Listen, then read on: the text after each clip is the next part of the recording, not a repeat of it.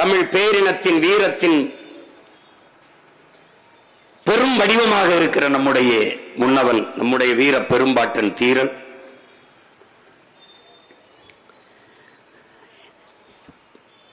ஒரு சிறிய காணொளி ஆவணத்தை நாம் அது செயற்கை நுண்ணறிவில் தயாரித்தது. ஏன்னா நம் பாட்டனுடைய படங்கள் நம் இடத்தில் இல்லை, வரலாற்று செய்திகளும் முழுமையாக இல்லை. ஏனால் வரலாற்றில் புறக்கணிக்கப்பட்ட ஒரு இனத்தின் மக்கள், புரட்சியாளர் அம்பேத்கர் சொன்னதை போல, என் அன்பு தம்பி தங்கைகளே, வரலாற்றில் புறக்கணிக்கப்பட்ட ஒரு இனத்தின் மக்கள் ஒரு நாள் தங்களுக்கான வரலாற்றை தாங்களே எழுதுவார்கள். அப்படி நிராகரிக்கப்பட்டு புறக்கணிக்கப்பட்ட இனத்தின் பிள்ளைகள் நாங்கள் இன்று எங்களுக்கான வரலாற்றை எழுதி கொண்டிருக்கிறோம். அதில் ஒரு பக்கம்தான் என்னுடைய வீர பெரும்பாட்டன் தீரனின் இந்த வீர புகழை போற்றுகிற இந்த நிகழ்வு. அன்னைக்கு அவர் நினைவு தினத்தில் போட்டாம என்ன பண்ண, அன்னைக்கு தான் மலை மேல ஏறி மாடு மேய்க்கிறேன்னு தேதி குறிச்சிட்டேன், போயிட்டேன். அந்த இடத்துல வச்சு சொன்னேன், ஒவ்வொரு நாளும் என் தீரனின் நினைவுதான் எங்கள் இதயத்தில். ஒவ்வொரு தமிழ்நாட்டின் ஒவ்வொரு தடமும் அவன் காலடிபட்ட தடம் தான். எங்கு நின்றும் எந்த இடத்தில் நின்றும் அவன் பெரும் புகழை நாம் போற்றிக் கொண்டே இருக்கலாம். அதனால் இன்றும் அவன் நினைவுதான், என்றும் நம் இதயத்தில் அவன் நினைவுதான். அதைத்தான் நான் சொன்னேன், எங்கள் சிந்தை முழுக்க சின்னமலை சினர்ந்து எழுவோம் சிறுநரி கூட்டம் எந்த மூலை என்கிற முழக்கத்தை முன்வைத்தேன். எங்கள் பாட்டனின் வீரம் பட்டு போகாது, அவன் பரம்பரை பிள்ளைகள் எங்களை விட்டு போகாது. அவன் கனவு பெரிது, தீரன் அவன் பேரன் அவன்.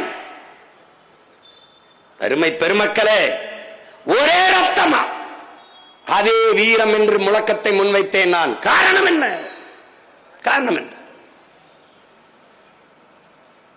அடிமையாக வாழ்வது அவனுக்கு பிடிக்கவில்லை. அடுத்தவன் அதிகாரத்தின் கீழே அன்னை தமிழினம் வாழ்வதில் அவனுக்கு பிடிக்கவில்லை. அழுவனுக்கு அவன் நான் உனக்கு வரி கட்டுவதை எதிர்க்கவில்லை, நீ என்னை ஆள்வதையே எதிர்க்கிறேன் என்றான். அதேதான் எங்கள் உயிர் தலைவன் மேதகவே பிரபாகரன் அவர்கள். அடிமை வாழ்வினும் உரிமை சாவு மேலானது. எதுக்கு மாற்றான் இடத்திலே மண்டியிட்டு வாழ்வதை விட மானத்தோடு போரிட்டு மாண்டு போகலாம்.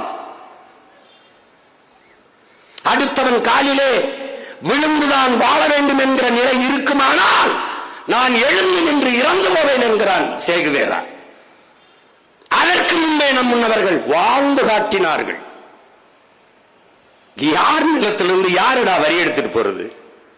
யார் நீ? நிலம் என்னது, உழைப்பு என்னது, விளைச்சல் என்னது? உனக்கு எதற்காக வரி கட்ட வேண்டும்? அந்த எண்ணம் தான். அடுத்தவன் ஆள்வதில் வாழ பிடிக்காத வீரன் நம்முடைய பாட்டன் தீரன் அவர்கள். அதேதான் நேருக்கு நேராக ஒரே ரத்தம், அதே வீரம். நிலமும் களமும் தான், காலமும் தான் வேறு. அந்த நிலத்தில் இருந்த நம் தலைவன் யாரடா சிங்களன், நீ எதுக்குடா என்ன ஆடுற? இது என் நிலம், என் நாடு. என்னை அடக்கி ஒடிக்க ஆள்வதற்கு நீ யாரு? இங்கே தீரன், அங்கே அவன் பேரன்.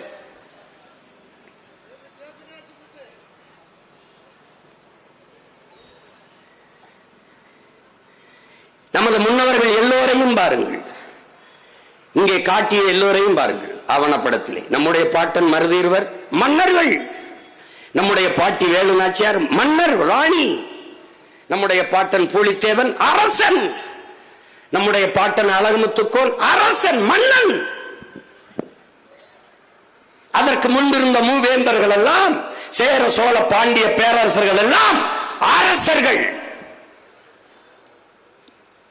முத்து வடுகரோ கட்டப்பொம்மரோ மன்னர் கட்டப்பொம்மரோ கட்டளையிட்டால் படைக்கு மக்கள் வர வேண்டும், அரசு ஆணை, அரசனின் உத்தரவு. ஆனால் தீரன் சின்னமலையார் மன்னனா இல்லை, இல்லை. மன்னனாக ஆக்கப்பட்டவன், மன்னனாக பிறந்தவனா? இல்லை. சாதாரண உழவர் குடியிலே ஒருவனாக பிறந்த மகன், எளிய மகன், ஒரு பாட்டாளி வர்க்கத்தின் மகன், ஒரு பாமரன், ஒரு எளிய குடும்பத்தில் பிறந்த மகன். அவன் நாட்டு விடுதலைக்கு போராட வா என்று கூப்பிட்டால் எவன் வருவான் என்று அறிவார்ந்த தமிழ் சமூக மக்கள் சிந்திக்கணும். மன்னன் கூட்டா வருவான், மக்களில் ஒருவன் கூப்பிட்டு எவன் வருவான்? ஆனால் என் தீரன் கூப்பிட்டு வந்தான் மக்கள். காரணம் என்ன? அவன் வீரன், அவன் வீரன். எவ்வளவு ஆளுமை, எவ்வளவு ஆற்றல் இருந்தால் அவன் மக்களை பேசி ஒருங்கிணைத்து பல்லாயிரக்கணக்கான இளைஞர்களை அவன் திரட்டி இருக்க முடியும் என்பதை எல்லாரும் தமிழ் மக்கள் சிந்திச்சு பார்க்கணும். இதற்கு பேர்தான் என் அன்பு மக்களே வரலாற்றில் புரட்சி என்று பெயர். ஒரு எளிய மகன் அடிமைப்பட்டு கிடக்கிற அன்னை நிலத்தின் விடுதலைக்காக வா போராடி சாவோம் என்று கூப்பிடுகிற போது உயிரை கொடுக்க துணிந்து ஓடி வந்த கூட்டம் இருக்குமானால் அது இந்த நிலத்தில் முதலாக நம்முடைய வீர பெரும்பாட்டன் தீரனுக்குத்தான். அந்த வரலாறு இந்த நிலத்தில் எவனுக்கும் இல்லை, அவன் ஒருவனுக்குத்தான். அதற்கு பிறகு எவனுக்கு உண்டு? அவனுடைய பேரன், ஒரே ரத்தம், அதே வீரம். இந்த நிலத்தில் தீரன், அந்த நிலத்தில் பிரபாகரன். அந்த நிலத்தில் அவன் யார்? அவன் யார்? முதலமைச்சர் மகனா, அமைச்சர் மகனா, அதிபர் மகனா, இல்ல கோடீஸ்வர செல்வந்தனினுடைய பிள்ளையா? யார்? ஒரு எளிய மகன், சாதாரண மகன். பல குடிகளில் ஒரு குடியில் தோன்றிய ஒரு குடிமகன். தன் அன்னை நிலம் அடிமைப்பட்டு கிடக்கிறது, மாற்றானிடத்தில் மண்டியிடுகிறது.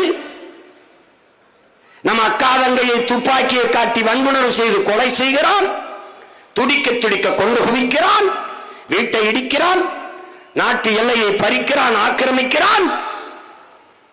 இதை பார்த்துக் கொண்டிருப்பதை விட போராடி சாகலாம். அங்குதான் அடிமை வாழ்விலும் உரிமை சாமி மேலானது என்ற முழக்கத்தை முன்வைக்கிறார்.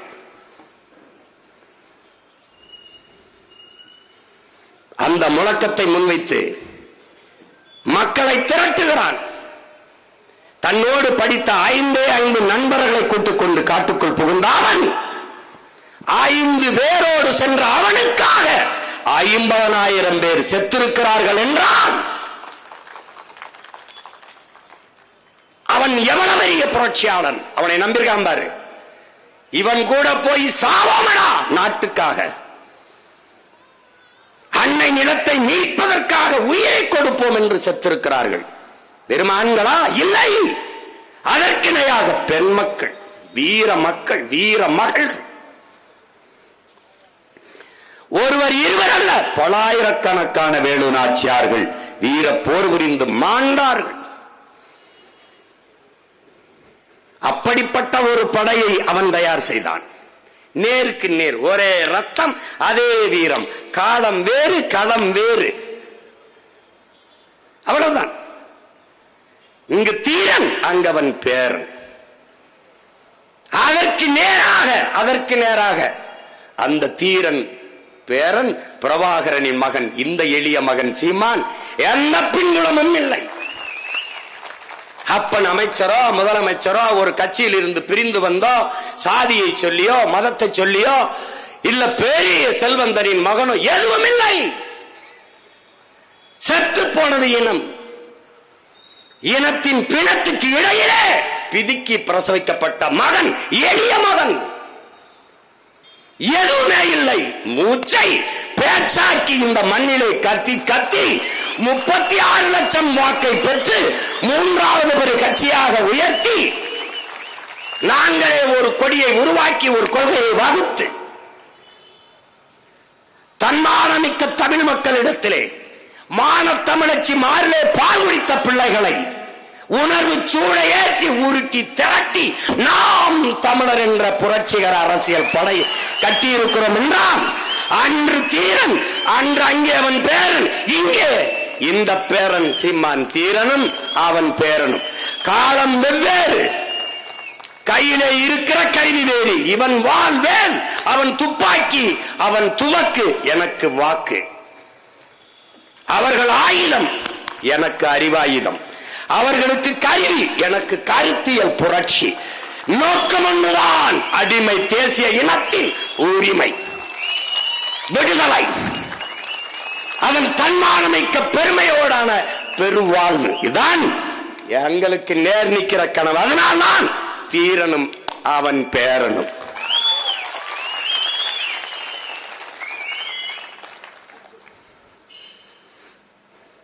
தோற்று தோற்று தோற்க பயப்படுறவன் வீரனா இருக்க முடியாது. தோற்க பயப்படும், உயிருக்கு பயப்படும் வீரனா இருக்க முடியாது. 3 முறை அடித்து விரட்டாண்டா பீரங்கிய துப்பாக்கிய நம்ம பாட்ட 3 முறை வெறும் குதிரை வாழும் வேலையும் வச்சு. சாவதுன்னு ஆயிடுச்சு, அப்புறம் சரண்டடைஞ்சு சாகிறது, சண்டைட்டு சத்துருவோம்டா. அதான்டா நம்முடைய பரம்பரை மரபணு. வீரப்பனை எப்படி இப்ப புடிங்கி போய் நேருக்கு நின்று சுட்டு விட்டாரா விஜயகுமார்? தொலைச்சிருப்பான். சின்னத்தாளுக்கு காசை கொடுத்து மோர்ல வேஸ்த வச்சு கொண்டு விட்டான்டா. ஆங்கில படம் தோத்து போகும்டா. என் தம்பி பாலமல்லி சொன்னான் பாரு, மோர்ல மோர் வருது, மோரை குடிக்கிறாங்க பிள்ளைங்க, குடிச்சிட்டு அந்த ஓடையில போய் கையை கழிட்டு வரும்னு போறாங்க. நம்ம ஆளுக்கு முன்னாடி மோர் இருக்கு, கொஞ்சம் மயக்கமா வருது, இந்த மோர்ல ஏதோ தப்பு இருக்குன்னு நினைச்சு நம்ம பிள்ளைய மோரை கழுவிட்டு குடிக்க வேண்டாம்னு சொல்றதுக்கு திரும்புறாண்டா, குடிச்சுக்கிட்டு இருக்காப்லடா. படம் கூட தோத்து போயிரும்டா. இறந்து போயிட்டாரா, இறந்து போயிட்டாரு விஷத்தை குடிச்சு. 3 நாள் 2 நாள் கழிச்சு ஆடு மேய்க்கிற ஒரு பையன் அனுப்பி அங்க என்ன நடக்குன்னு பாருன்னா, ஆமா ஆள் செத்து கிடக்கணும்னா அப்புறம் போய் இந்த வெண்ணைக்கு பிறந்த வெண்ணமை இங்க அங்க போய் அவரை எடுத்துக்கிட்டு வந்து அந்த மீசையை வெட்டி கொண்டு போய் அந்த இதுல வண்டியில ஏத்திட்டு போயிட்டு சுட்டு ஆட்டு ரத்தத்தை பீச்சு விட்டு ஏமாத்தினாட பிக்காளி பயிலிடாதீங்க, பேடி பயிலு. விஜயகுமார் மொட்டை அடிச்சாப்படா அன்னைக்கு. நான் ஒரே ஒரு மகன் தான்டா கேட்டேன், நாங்கெல்லாம் எங்க அப்பன் செத்ததுக்கு தான் மொட்டை அடிப்போம், நீ மொட்டை அடிக்கிறிய?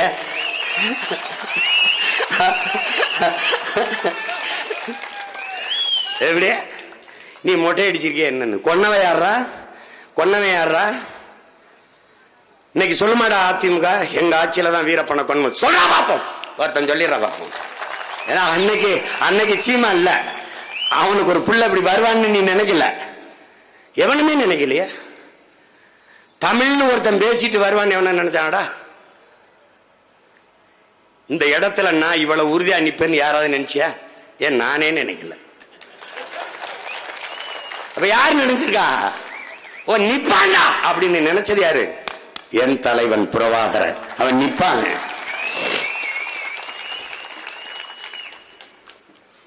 எனக்கு பேசாத வேலையா? அரை விழுக்காடு ஓட்டு வச்சிருக்கனுக்கு 500 கோடிங்கிறான், 8 விழுக்காடு ஓட்டு வச்சிருக்க நமக்கு என்ன? எம்மளை போல ஒரு படை ஒன்று வச்சிருக்காங்கடா. இது படை, மற்றவங்களுக்கு சொறி சிறங்கு படை. இது ராணுவம்டா, மக்கள் ராணுவம், சீருடை அணியாத, ஆயுதம் ஏந்தாத, அறிவாயுதம் ஏந்திய மக்கள் ராணுவம். அங்க சீருடை போடல, இடுப்புல துப்பாக்கி சரியில்லை.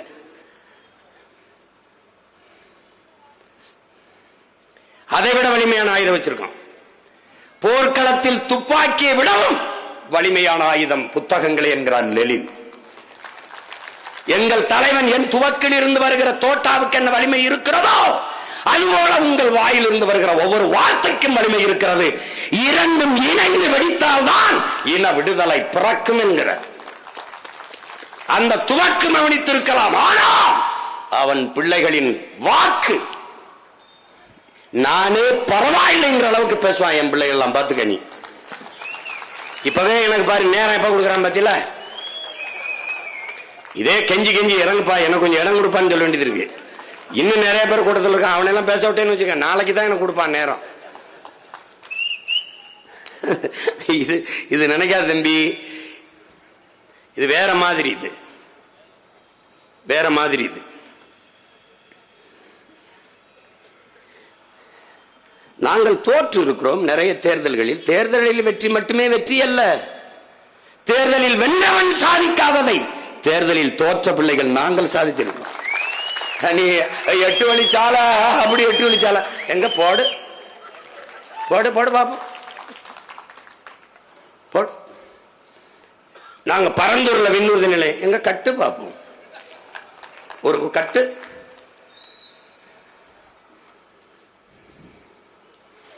அதெல்லாம் அது ஒரு காலம். சின்ன பிள்ளைல நாங்க ஐஸ் வாங்கி தின்னுக்கிட்டு இருக்கும்போது ஐஸ் பாய் விளையாடிட்டு போயிட்டேன் நீ. இப்ப இவங்க அப்படி ஆள் கிடையாது. இது தம்பி தோளில் கை வைத்து அடர்ந்த காட்டுக்குள் சொல்லி அனுப்புறான். ஒரே வார்த்தை தான், சாக துணிந்து விடு, உனக்கெல்லாம் சாதாரணமாயிரும்.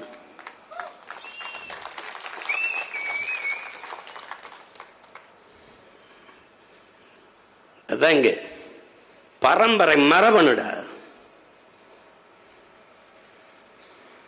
தூக்கு மரண தண்டனை விதிக்கிறான். என்ன பேச்சு பேசுறாரு பாரு. அந்நியன் ஆட்சியிலே வாழ்ந்தால் என் அன்னை தமிழ் வாழ்வதெப்படி? அவ கேக்குறான் பாரா. இவ்வளவு பெரிய இனக்கூட்டத்தில் அவர் கேட்கிறான், அந்த வெள்ளக்காரன் கேட்கிறான், அந்த ஆளுநர் கேட்கிறான், தீரா உன்னுடைய வீரத்தை நான் பாராட்டுறேன், நீ ஒண்ணு செய்ய, நீயே உன் நாட்டை ஆண்டுக்க, எங்களுக்கு எங்களை பாதுகாக்கிறதுக்கு எங்களுக்கு ஒரு படையை அனுப்பிடு, பாதுகாப்பு படையை. அதுக்கு பிறகு உன் நாட்டை நீ ஆளு, எங்களுக்கு 50 விழுக்காடு வரி அனுப்பிடு, ஒரு 50 விழுக்காடை வச்சு நீ ஆட்சியை செஞ்சுக்க அப்படின்னு. இன்னைக்கு இருக்கிற ஆட்சியாளர் இந்த கூட்டணி போய் கஞ்சி குடிச்சிருக்கான் பாரு. சரி எஜமா எஜமா எஜமா என்ன சொல்றீங்களோ, தொற என்ன சொல்றீங்களோ அதை நாங்க கேட்கிறோம். தொற ஐயா ஐயா சாமி சாமி டேய்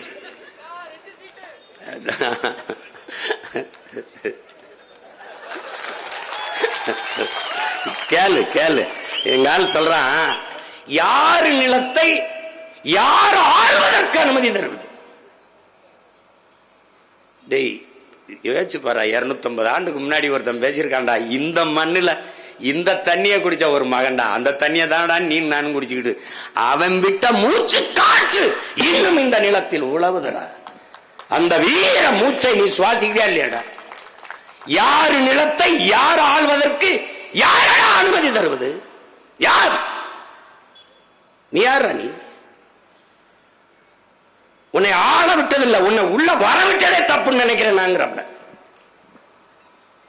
நாங்க பல்வேறு நாடுகளில் போய் வாணியம் செஞ்சோம்டா, வர்த்தகம் செஞ்சோம்டா. ஆனால் அந்த நாட்டு மக்களை அடிமைப்படுத்தி ஆண்டோமா? எங்கள் வரலாறு அப்படி பதிவு செய்தது உண்டா? சோழ பேரரசர்கள் பல்வேறு நாட்டை வென்றார்கள். எங்கள் புலிக்கொடியை, மாண்புற்ற புலிக்கொடியை ஏற்றினார்கள். எங்களை குடியேற்றினார்களா?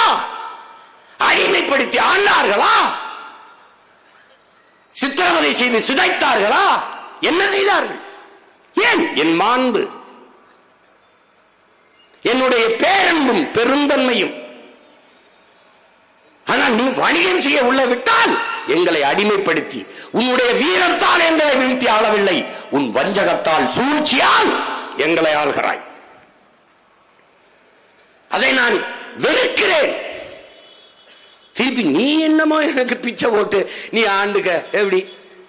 இந்த 4 சீட்டுக்கு நாக்கு தொங்க போட்டு அலையுமே நக்குறதுன்னு ஆயிடுச்சுன்னா நாய்க்கு குடியாரங்காலும் குஷ்டரோகிகாலாம் தெரியாது, நக்கிட்டு போயிடும். அதுக்கு ஒரு பிரச்சனை கிடையாது. எச்சி சோறு திங்கிறது ஆயிடுச்சுன்னா எந்த வீட்டுல கூட 2 எலும்பு விழுமோ அங்கேயே வாழாட்டிடும். அது நாய் ஆட்டம், இது புலி. அது என்னதான் வாழாட்டினாலும் அப்படி பார்த்து சிரிச்சுட்டு போயிடும். புலியோட மோதுனா சரி, புலி அணில் எலி பூனை அது சிறுமையாயிரும். மிகுதியான் மிக்கவை செய்தாரை தாந்தம் தகுதியால் வென்று விடல்ங்கிறாங்க. எத்தனை ஆயிரம் ஆண்டுக்கு முன்னாடி இந்த பேரன் ஒருத்தன் வருவான், அவனுக்கு எழுதி வச்சுட்டு போவோம், மிகுதியான் மிக்கவை செய்தாரை தாம் தம் தகுதியான் வென்று விடல். இந்த மாதிரி குறுக்கு மறுக்கா ஓடுறவன் என்ன பண்ணணுங்கிறாரு? பொறுமையிலும் பெருந்தன்மையாலும் வென்று காட்ட வேண்டும்டாங்கிறவங்க. இப்ப நம்ம என்ன பண்றோம்? பொறுமையா இருக்கும், பெருந்தன்மையா இருக்கும். அவனை அவுத்து விடுறா, அது ரொம்ப திரியுது, அவுத்து விடுறா, காலையை வாடி வாசல் வச்சு விடுறா அப்படின்னு வாடி வாசலுக்குள்ள விட்டு கவுத்திருவோம்ன்றேன். அதனால அப்ப என்ன சொல்றாரு, அதெல்லாம் முடியாது, அப்படிலாம் நான் ஆட்சி செய்யணுங்கிறது இல்ல, நீ என்ன செய்ய முடியுமோ செஞ்சுக்கன்ற. துளி கூட பயப்படல, துளி கூட பயப்படல, கொஞ்சம் கூட கவலைப்படல. இப்ப சொல்றாரு பாருங்க, இதே முதலமைச்சரா உன்னை ஆக்கிடுறோம். ராஜீவ் ஜெயவர்தனை ஒப்பந்தம் என்ன சொல்லுது, மாநில உரிமை தர்றோம், நீ ஏன் ஆண்டு கேங்குது. யார, நம்மால அந்த இருக்காருல்ல பின்னாடி, அவனுக்கு பின்னாடி இருக்கல பேர், அவன்கிட்ட நான் என் மாநிலத்தை ஆளுகிற உரிமையை உன்ட்ட கேட்டு போறான்ல, என் நாட்டை கேட்கிறேன், என் தாய் நாட்டின் விடுதலையை கேட்கிறேன். நீ யாரா எனக்கு ஏன் நாட்டை ஆளுற உரிமையை தர்றது? ரெண்டு பேரும் ஒரே மாதிரி பேசுறான் பாரு. இது 250 ஆண்டுக்கு முன்னாடி, இது இப்ப 20 ஆண்டுக்கு முன்னாடி. எப்படி இருக்கு? அதனால்தான் தீரனும் அவன் பேரனும். அது மாதிரிதான் இப்ப நீ யாரா எனக்கு பிச்சை போட்டு 4-3 சீட்டை கொடுத்து என்னை MP MLA ஆகிறது? நாடு என்னது, உரிமை என்னது, மக்கள் என் மக்கள், நான் மக்களுக்கானவன். அவன் என்னை தோற்கடிக்கட்டும், தோற்பது நான் அல்ல அவன். என் அப்பன், என் சித்தப்பன், என் மாமன், என் ஆத்தா, என் அக்கால், என் தங்கை தோற்கிறான், நான் அல்ல. எங்கள் தோல்வி தமிழ் பேரினத்தின் தோல்வி, நாம் தமிழர் கட்சியின் தோல்வி அல்ல. ஒரே கோட்டிலே தீரனும் அவன் பேரனும் ஒரே கோட்டில் நிற்கிறோம். அவன் ஒத்துக்கல. கடைசி கட்டத்தில் அமைதி பேச்சுவார்த்தை அமெரிக்கா வருது. 36 லட்சம் கோடி பிரபாகர் உங்க காலுக்கு கீழே வைக்கிறோம்.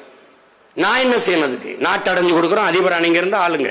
சரி, நான் என்ன செய்யறதுக்கு? அந்த திரிகோணமலைய அந்த கடற்படை தளத்தை எங்களுக்கு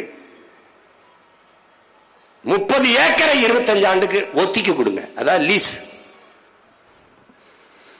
மௌனமா இருந்துறாரு, போயிடறான். திருப்பி சீனா வருது. சீனா இதையே சொல்லுது. அமெரிக்கா என்ன சொல்லுச்சோ அதே தேவை, அதே டிமாண்ட் என்ன சொல்லுது? இதே 36 லட்சம், நீங்க அதிபர், நீங்க ஆளுங்க, எங்களுக்கு என்ன தண்ணு உனக்கு? அதேதான், அதே 25, அந்த 30 ஏக்கரை 25 ஆண்டுக்கு ஒத்திக்கு கொடுங்குது. இப்ப எல்லா தளபதிகளும் பேசும்போது சீனா பெரிய நாடு பக்கத்தில் இருக்கு, அது தயவுல வாங்கலாம் விடுதலைய.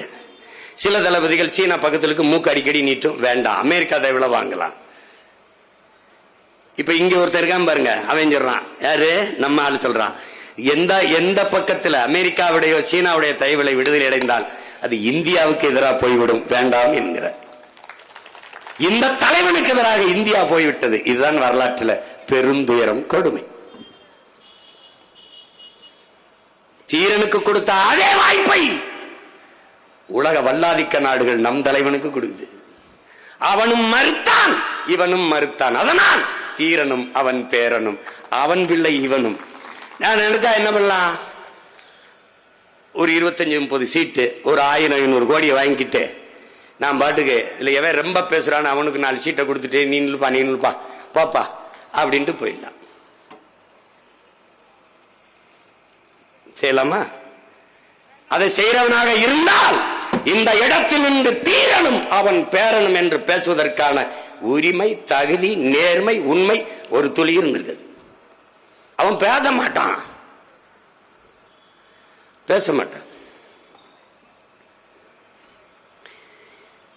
திருப்பி என்ன, இப்ப என்னாச்சு, தூக்குல போட வர்றான். ஒத்துக்க மாட்டேன்ட்டாப்ல. தூக்குல போடும்போது சாவ நம்மால் சொல்றாப்புல, சாவை கண்டு அஞ்சாதவன் எவனோ அவனே சரித்திரத்தில் இடம் பிடிக்கிறான், அவனே சரித்திரமாகிறான். மரணத்திற்கு பயப்படாதவன் எவனோ அவனே வரலாற்றில் மாவீரனாகிறான். மரணம் என்ற ஒன்றுக்கு பயப்படுவதாலேயே இந்த மானுட சமூகம் பல்வேறு துன்ப துயரங்களை தூக்கி சுமக்கிறது. இது நம் தலைவன் வைத்த புரட்சிகர மொழிகள். அஞ்சுவதும் அடிவைவதும் தமிழன் பரம்பரைக்கே கிடையாது. பயன் என்பது கோழைகளின் தோழன், வீரனின் எதிரி.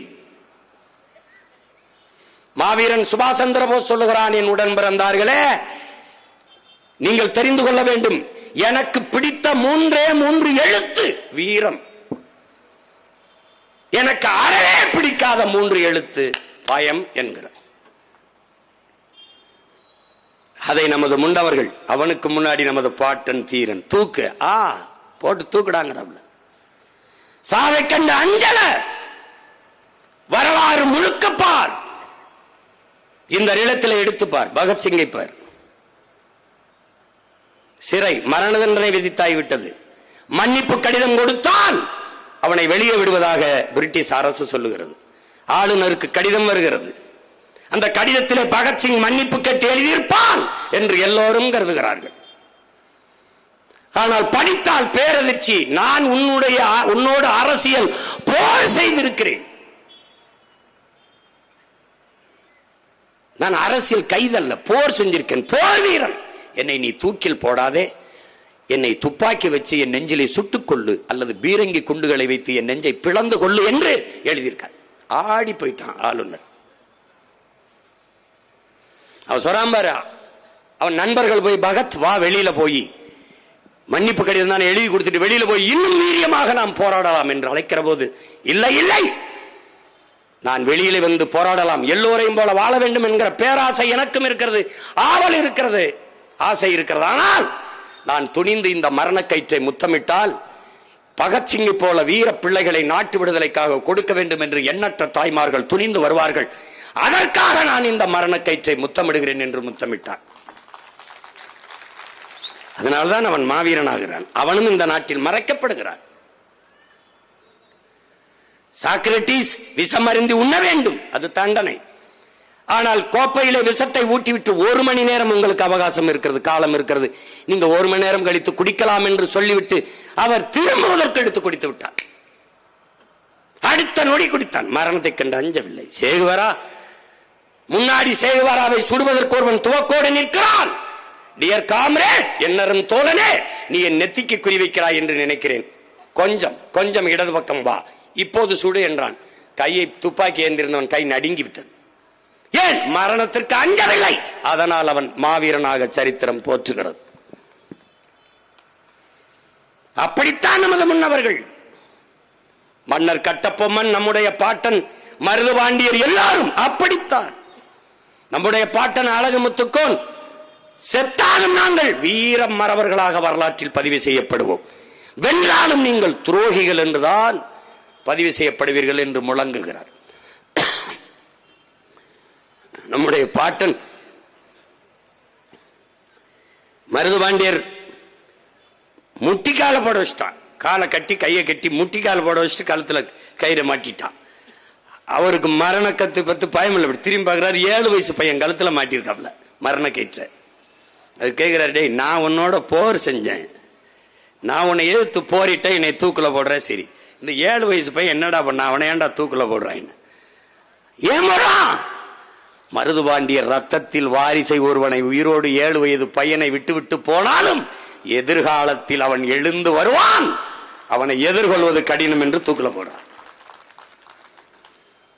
ஆனால் அவன் ரத்த துளிகளில் சிந்திய ரத்தத்தில் விளைந்து எழுந்த வீரியமிக்க வீர மறவர்கள் பல லட்சக்கணக்கில் இந்த மண்ணிலே முளைத்து வந்து கொண்டிருக்கிறோம்.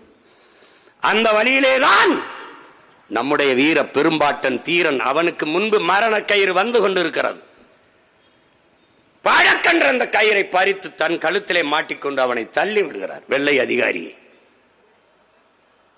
நீ என் எதிரி, மரணத்தை கூட எனக்கு பரிசாக தந்தா என்று வரலாற்றில் பதிவு வந்துவிடக் கூடாது, போடா என்று தள்ளிவிடுகிறார். மரணத்தை கண்ட அஞ்சாததாலேயே அவன் மாவீரனாக மான தமிழர்களில் இந்த மனதில் இதயத்தில் வைத்து இன்றும் போற்றப்படுகிறார்கள். அப்படித்தான் நம் உயிர் தலைவனும். அவன் நினைத்திருந்தால் தப்பி போய் இருக்கலாம், நிலைத்து விட்டு ஓடி இருக்கலாம், பிள்ளைகளில் யாரையாவது ஒருவரை காப்பாற்றி உலக நாடுகளில் அனுப்பி இருக்கலாம். என்னையை நம்பி பல ஆயிரக்கணக்கான பிள்ளைகளை தாய் நிலத்தின் விடுதலைக்காக பெற்றோர்கள் தந்தார்கள்.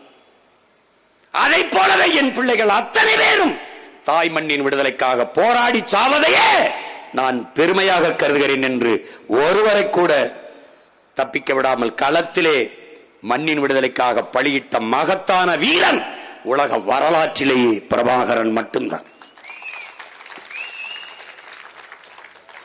இங்கே நம் பாட்டன் மட்டுமா தூக்கிலே தொங்கினான்? அவன் உடன் பிறந்தார்கள் இருவரும் தூக்கிலே தொங்கினார்கள். அருமை தளபதிகள் மூவரும் தூக்கிலே தொங்கினார்கள். அவன் வசனம் பேசுறவில்லை. சிஎம் சார் ஏதாவது பழி வாங்கணும்னா என்னைய பண்ணுங்க.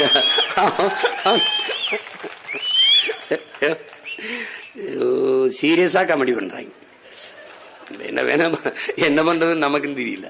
சிரிக்கிறதா அழுகிறதா அப்படின்னு.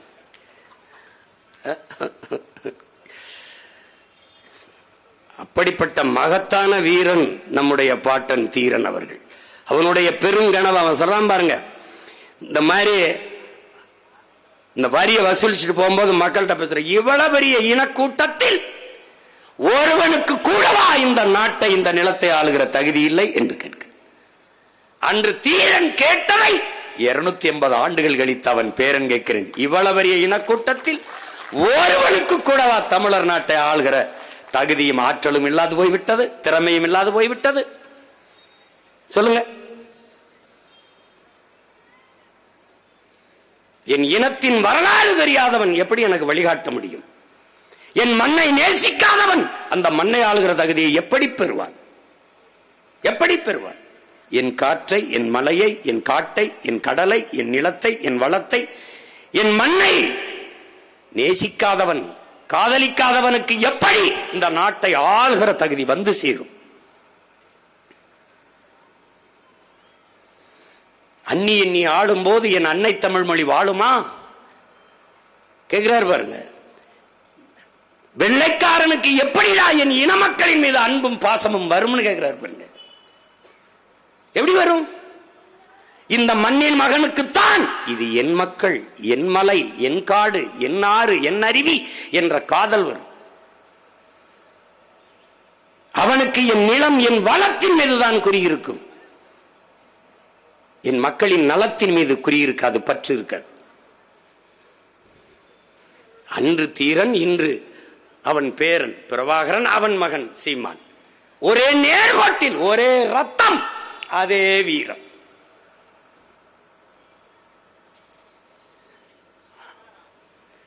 அந்த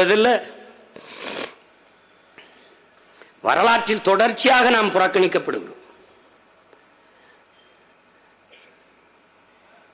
நிறைய பேசலாம். அவனுடைய வீர வரலாறு என்பது அரை மணி நேரம், 1 மணி நேரத்தில் பேசி முடிக்கக்கூடிய ஒன்று அல்ல.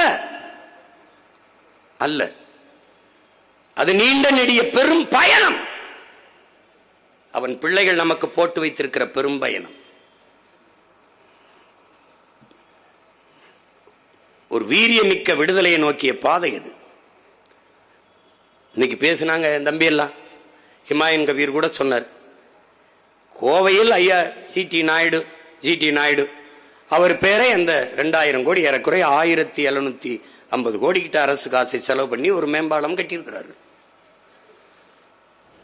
அதற்கு ஜிடி நாயுடு என்ற பெயர் வைக்கிறார். நாயுடு என்பது சாதி பேர் இல்லை, சயின்டிஸ்ட் பேர் என்பதை நான் இப்போதுதான் அவர்கள் சொல்லி அறிகிறேன். எப்படி இருக்கு பாருங்க. நாயுடுங்கிறது சாதி பேராம். சீமானுக்கு மட்டும் அது சாதி பேர் என்று தெரிகிறதே. அங்க ஒருத்தர் இருக்காப்ல, வரலாற்று பேராசிரியர், மீசியை முறுக்கணம்லாம் வீரம்னு வைத்துறான். ஐயோ, அப்ப சுபாஷ் சந்திர போஸ் மீசியை வைக்கல, அவன் வீரம் இல்லையா?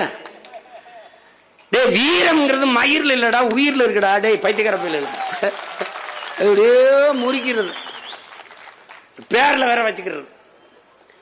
அங்க போய் அவங்க பாட்டம் புலித்தேவனை சீமான் எப்படி கூப்பிடுவார்? நீ சகாதேவன் மகாதேவன் எப்படி கூப்பிடுவ? சகா வாங்க, சகா வாங்க, மகா அப்படி கூப்பிடுவியா? வரலாற்றுல எனக்கு ஒரு பாட்டு இருக்கான், வந்தியத்தேவன். அவனை வா வந்தி வந்திம்பியா, வா வந்து இரு குந்திம்பியா. ஏன்னா டே, உங்களை ஏன்டா இப்படி இப்படி இப்படி திரியிறிய? ஒரு படி எச்சி சோறுக்கு எம்பிட்டா பேசுறிய நீங்க? கொடுமையா இருக்கு. எங்க அப்பா மணியரசன் சொல்ற மாதிரி இந்த அறிவாலய தின்னச்சோறுகளால நமக்கு பெரிய பிரச்சனை இருக்கு. நீங்க தான் போய் பொழைச்சிட்டு போங்கன்னு விட்டோம்ல, அப்புறம் அங்க போய் புலித்தேவனை எப்படி சொல்ல? பைத்தியக்காரன் பேரே புலித்தேவன்டா, வந்தியத்தேவன் மாதிரி புலித்தேவன். நாயுடு என்பது அது வந்தது சாதி பெயர் இல்லை, அது விஞ்ஞானியின் பெயர். என்ன கண்டுபிடிச்சாருன்னு கேட்டேன். அதைத்தான் தேடி கண்டுபிடிச்சிட்டு இருக்காங்க. இந்த பாலத்துக்கு எதுக்கு பேர்? அது ஐயா ராமசாமிக்கு மணியம்மைக்கு இடையில ஒரு நட்பு பாலமாக அவர் இருந்தார், அதனால் அந்த பாலத்திற்கு பேர். இதை நான் சொல்லல, எங்க மாமா காங்கிரஸ் கட்சியில் இருக்காங்க, திருச்சி வேலுச்சாமி எங்க மாமா, அவங்கதான் அந்ததுக்காக நன்றி கடனுக்கு வச்சிருப்பாங்கன்ட்டு, அதனால அவரை போட்டு மொக்கிறாங்க. இந்த நான் சொல்றேன், என்னை மொய்ய பார்ப்போம். எதற்காக பாலத்துக்கு பேர் வச்சா? அவர் தான் அந்த அதை கட்டி கொடுத்தாரு, பள்ளிக்கூடத்தை. அது வைய நான் கேட்டேன்னா சொல்லு. துரைச்சாமி தானே அவர் பேரு, துரைச்சாமி, கோபால்சாமி, துரைச்சாமி பாலம் அப்படின்னு ஏதோ ஒரு பள்ளிக்கூடம், ஒரு கல்லூரி வச்சுட்டு போ. நீ வன்மையா செய்கிறாய். ஏவா வேலு பொதுப்பணித்துறை அமைச்சராக இருப்பதால் நீ உன் அடையாளத்தை நிறுவுகிறாய். என் நிலத்தில், என் பணத்தில் நீ உன் அடையாளத்தை நிறுவுகிறாய். வேளாண்மைக்கு நாராயணசாமி நாயுடு தவிர யாரும் போராடவில்லையா? தொடர் வண்டியின் மேம்பாலத்திற்கு நாராயணசாமி நாயுடு பெயர் வைக்கிறாய். இங்கே சிடி நாயுடு, அங்க நாராயணசாமி நாயுடு. அப்ப நாயுடுகளின் ஓட்டை குறிவிக்கிறாய். இந்த மானங்கட்ட தமிழ் மக்கள் மறந்து விட்டு உனக்கு ஓட்டு போட்டுருவான்னு நினைச்சு போய்க்கிறேன். அப்ப எங்க அப்பா நம்மாழ்வாருக்கு என்ன பேரு? இப்ப வையி எனக்கு என்ன அடையாளம் வச்சிருக்க? கொங்கு மண்டலம் சேர நாடு என்றாலே எனக்கு வீரப்பாட்டன் தீரன் தான் எனக்கு நினைவுக்கு வரும். தண்ணீர் தாழ்தளத்தை நோக்கித்தான் பாயும் அறிவார்ந்த பெருமக்களே. தாழ்தளத்தில் இருந்து மேட்டுக்கு பாய்கிற 90 கிலோமீட்டருக்கு அடைய கட்டி ஏத்திய அறிஞன் என்னுடைய பாட்டன் காளிங்கராயன் என்பதை அறிவார்ந்த தமிழ் சமூக மக்கள் மறந்துவிடக்கூடாது. அவன் எப்படிப்பட்ட தன்மானமிக்க சிங்கம் பாரு. அவனை ஆத்தா ஆடு வச்சிருக்க, அந்த ஆடு மாடை வித்துவிட ஆரம்பிக்கிறான் அணைய கட்டி அணைய கட்டிட்டு காளிங்கராயன் அவன் சொந்தம் ஜாதி பந்தம், அவன் சொந்த பந்தம் சுத்தி நிலத்தை வச்சிருக்கிறதுனால கட்டியிருக்கான் பாலத்தினோன. ஒரு சொட்டு தண்ணிய நானும் என் சொந்தங்களோ இந்த தண்ணியை பாசனத்துக்கு பயன்படுத்தி விட மாட்டோம்னா அந்த இடத்தை விட்டு வேற ஊருக்கு குடிபெயர்ந்த வேண்டாம் நம்ம பாட்டன் காளிங்கராய்.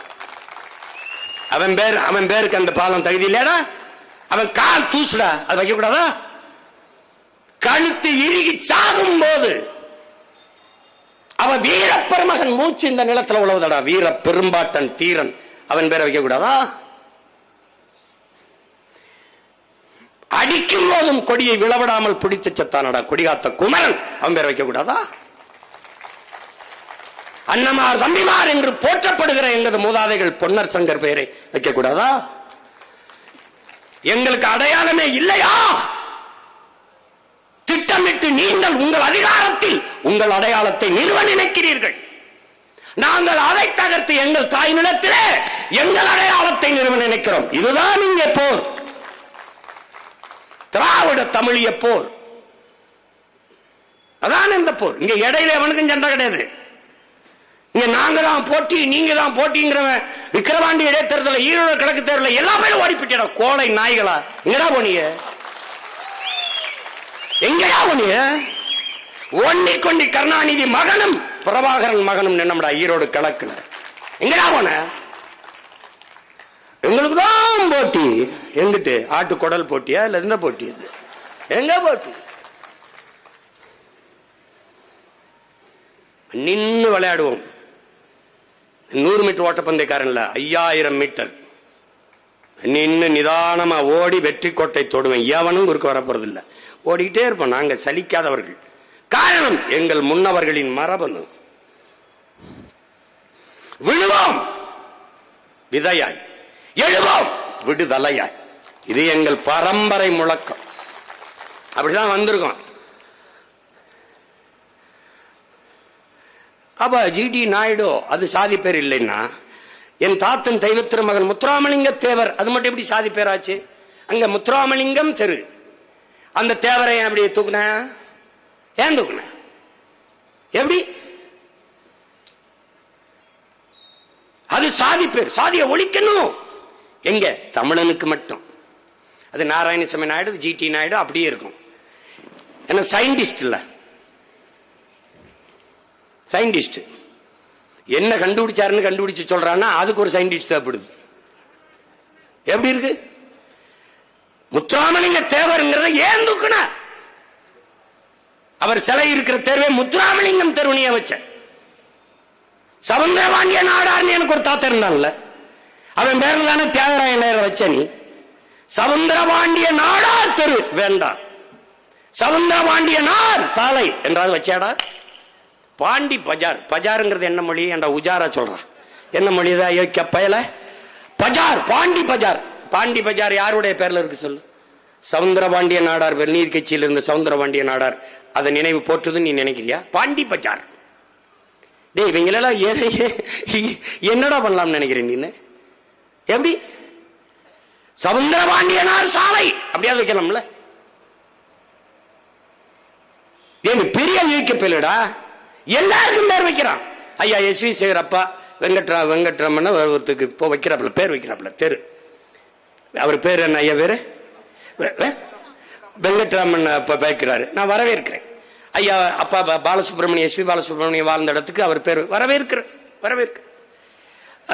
மாண்டிலிங் சீனிவாசன் அவருக்கு அவர் பேர் வைக்கிறாரு, நாங்க வரவேற்கிறோம். ஆனால் தமிழ்நாடு என்று பெயர் வைக்க சொல்லி 76 நாள் உண்ணாவிருந்து சத்தானே சங்கரலிங்கனார், அவனுக்கு தெரு பேர் ஏதாவது வச்சிருக்கா? டேய் இங்க வாடா, திராவிட மாடல் 2.0 இங்க வாடா சொல்றா பாப்போம். சொல்ற உங்க அப்பங்களுக்கு உங்க ஆளுகளுக்கெல்லாம் சமாதி 2 ஏக்கர்ல கடற்கரை கட்டிக்கிட்டு இருக்க. எங்க ஆளுக்கு அப்படியே புதைச்சடத்துல புல்மலைக்கு போட்டு போயிட்டா தலைகீழாக மாறும். புரட்சி என்பது தலைகீழ் மாற்றம். ஒரு நாள் அதை தரமட்டமாக வேணா இடிச்சு நீ எழுதி வச்சுக்க. நீ நானே இல்லைனாலும் என் மூச்சுக்காற்றை சுவாசிக்கிற மானத்தமிழ் பிள்ளைகள் ஒரு நாள் தகர்த்து முடிப்பார்கள்.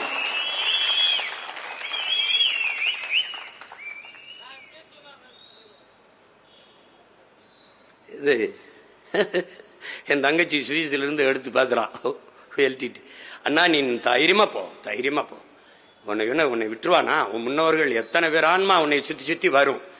நீ பார்க்காம செத்த மாவீரன் இருப்பான், ஆனா உன்னை பார்த்து உன்னோட நின்ன மாவீரன் எத்தனை பேர் இருக்கான். அவன் உன்னை தனியா விட்டுற மாட்டான். நீ போவான்னா உன் பின்னாடி வருவான்டா. தீரன் வருவான், காளிங்கராயன் வருவான், திருப்பூர் குமாரன் வருவான், எல்லாரும் வருவான். அந்த கோவை சிறையில தானடா என் பாட்டை வாவிச்சு செக்கெழுத்தான்னு, சிறையிலிருந்து செக்கெழுத்தான். அந்த செக்க நினைவா வச்சிருக்க. ஏன் அவன் நினைவா அந்த பாலத்துக்கு பேர் வைக்க மாட்டியா? வைக்க நீ மாட்டாய். கருணாநிதி மகன் ஜி.டி. நாயுடு என்று பெயர் வைத்தால் பிரபாகரன் மகன் அதை மாற்றி வீர பெரும்பாட்டன் தீரன் சின்னமலை மேம்பாலம் என்று பெயர் வைப்பான். நீ மதுரையில கட்டியிருக்க. கருணாநிதி ஐயாவுக்கும் ஜல்லிக்கட்டுக்கு என்ன சம்பந்தம் இருக்கு? அதை எடுத்துட்டு என் பாட்டை என் தாத்தா யார் பேரை வைப்பேன்? மூக்கையா தேவர் பேரை வைப்பேன். நூலகம், எல்லா நூலகத்திலையும் என்ன உங்க அப்பா பேர்ல தான் நூலகம் இருக்கணுமா? எங்களுக்கு எல்லாம் நூலகம் இருக்கக்கூடாதா? செக்கெழுத்த செம்மல் வ.உ.சி. படிப்பகம், வள்ளலார் பெருந்தகை படிப்பாப்ல வைக்க கூடாதா? வைக்க மாட்டேன். இப்ப மதுரையில் நீ 200 கோடி கட்டிட்டு என்ன பேர் வைப்பேன்? 4ஆம் தமிழ்ச்சங்கம் அமைத்து தமிழ் வளர்த்த நம்முடைய பாட்டனார் வள்ளல் பாண்டித்துரை தேவர பேரை வைப்பேன் நான். நம்ம பாட்டேன் வ.உ.சி. கப்பல் வாங்கி ஓட்டுறதுக்கு நிதி கேட்கும் போது நம்ம பாட்டன் அன்றைக்கு 1 லட்சம் ரூபா கொடுத்துருக்கான் பாண்டித்துறை. அவன் பேரை வைப்பேன். நீ மதுரைக்கு போகும்போது பாரு, வள்ளல் பாண்டித்துறைக்கு ஏதாவது இடம் இருக்கான்னு. சொந்த கட்டடங்களை கொடுத்தவன்டா நாட்டுக்கு, எடுத்துக்கிறங்கன்ட்டு நீ நினைக்கிறேன். நீ அவனுக்கு மரப்பாச்சி தண்டி ஒரு பொம்மையை வச்சிருக்காண்டா, இப்படி சுத்தி வரும்புது. நீ எல்லாம் நீ தன்மானமிக்க தமிழ் மகன்னா நீ இங்க பாரு, என் கோபத்தை என் உணர்வை நீ உள்வாங்கிட்டீன்னா நீ வென்றுவேன். இவனெல்லாம் தெருவுக்கு தெரு சிலை வச்சு நிக்கிறான். எல்லா இடத்தையும் அவன் நிலமாக மாற்றி நிற்கிறான். உலக புகழ்பெற்ற 2வது பெரும் கடற்கரையை தன்னுடைய குடும்பத்தின் புதைகுழியா மாற்றி நிறுத்திருக்கான். ஆனால் உன்னுடைய வீர பெரும்பாட்டி வேலு நாச்சியாருக்கு சிவகங்கை அரண்மனையில் இருக்கிற மரப்பாச்சி தண்டி சிலையை தவிர வேற இடம் இல்லை. 15 ஆண்டுகளா கத்துனதுனால இப்ப என்ன பண்றான்? அந்த காந்தி மண்டபம்னு ஒண்ணு இருக்குது இந்த கிண்டி கிட்ட, அதுல இங்க வரு நம்ம பாட்டன் அயோத்திதாஸ் இருக்கு, இந்த சிங்காரவேல் இருக்கு, இது என்ன சொல்றது ரெட்டமலை சீனிவாசனுக்கு, நம்ம சங்கரலிங்கனா இருக்கு, பாட்டி வேலுநாச்சியா இருக்கு, நம்ம பாட்ட மருது பாண்டிக்கு ஒரு பொம்மை மாதிரி வரிசையா அடிக்கிட்டாண்டா. இந்த அருங்காட்சியத்துல இது மருது பாண்டி சிலை, இது வேலுநாச்சியார் சிலை, இது சங்கரலிங்கனார் சிலை அப்படின்னு இருக்கிற மாதிரி மொத்தமா தமிழ் பயிலிடே அவங்க எல்லாம் சாப்பிட்டு இந்த போங்கப்பா, அங்க உங்களுக்கு எல்லாம் சாப்பாடு இருக்கு, அப்படியே சாப்பிட்டு போங்கப்பா. அது மாதிரி அவன் என்ன பண்றான், இங்க எல்லாத்தையும் அடிக்க வச்சிருக்கான், நீ வந்து பாரு, நீ வா வா. உனக்கு அதை பார்க்கும்போது வெறி வந்துதான். நீ உண்மையிலே நல்ல தமிழ் தாய்க்கும் தமிழ் தகப்பனுக்கும் பிறந்திருக்க, உனக்கு தன்மானம் இருக்கு, சூடு சொரணம் இருக்கு, மான மரியாதை இருக்கு, அதை பத்தி கவலைப்படாம போனீங்கன்னா நீ செத்துட்ட. அப்ப உன்கிட்ட பேசி பயன் இல்லை. நீ மயக்கத்தில் இருக்க. ஒரு பக்கம் சாதி மயக்கம், அப்படி அப்புறம் மதம், அப்புறம் சாராயம், அப்புறம் திரை கவர்ச்சி, திரை மயக்கம். என்னமோ சுதந்திர தினத்தை கொண்டாடத்துல போய் சிக்கி செத்த மாதிரி கொண்டாடிட்டு இருக்க நீ.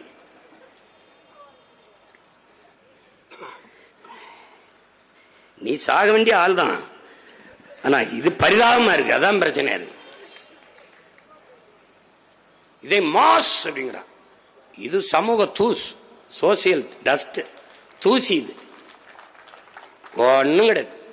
என்ன போதிச்சாலும் அவன் மண்டையில ஏறாது. போதையில் இருக்கிறவனுக்கு என்ன போதிப்ப? அதெல்லாம் சரி, ஒரு கோட் இருக்குது, அது விடு. அது நம்ம வேறு ஒருவருக்கு பேசிட்டு போகுது, செய்வேன் நல்லா பேசுற, ஏதாவது கொடுத்துட்டு போ. என் மக்களை பிச்சைக்கார போய் மக்களை ஆக்கிட்டான். நானும் என்னென்னமோ தான் பண்ணி பாக்குறேன். இந்த சின்ன தேவனும் காட்ட மாட்டான்ட்டு இந்த சட்டையில போட்டுட்டே திறேன். அப்படியாவது போய் சேர்ந்துராதா? இதை பின்னாடி போட்டு முன்னாடி போட்டு இந்த கொடியில எங்க நிம்மலன் ஒரு தம்பி அவன் அடிச்சு ஒரு ஊருக்கு எப்படியாவது வென்றணும்டா. ஏன்? அவன் கனவுடா, அவன் கனவு. ஏதாவது பண்ணிருங்கடா பிள்ளைகளா. விட்டுட்டு போக முடியாதுல்ல. எனக்காக இறந்தவனை நான் மறந்து கடந்து போனால் நான் இறந்த பிணத்தை விட கேவலமானவன் என்றாயில்லை. மான உணர்வு, இன உணர்வு உள்ள தன்மானமிக்க எந்த தமிழ் மகனும் இந்த இழி செயலை செய்ய மாட்டான்.